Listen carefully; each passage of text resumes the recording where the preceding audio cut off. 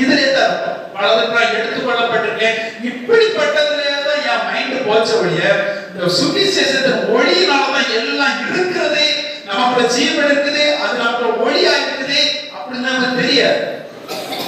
அதனால என்னன்னா எனக்கு அந்த வார்த்தை மேல அவ்வளவு சிலப்ப சொல்லுவாங்க, கர்த்தர் இந்த அதிகாரத்துல இந்த வசனத்துல என்ன பேசினான்னு சொல்லதுல நான் யோசிப்பேன், எப்படி எனக்கு ஞாபகம் இருக்குது, நேற்று பேசினாலா இன்னைக்கு எப்படி ஞாபகம் இருக்கு அப்படின்னு யோசிப்பேன். ஏன்னா வார்த்தை எனக்குள்ள நினைச்சு அது ஞாபகம் இருக்காது.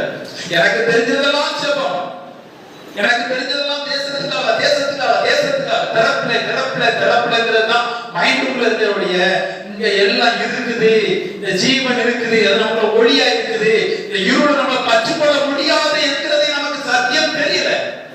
அதனால நம்ம ஜெபம் வந்தா பிரச்சனை வந்தா பிசாசு போராடி இருக்கான். வேற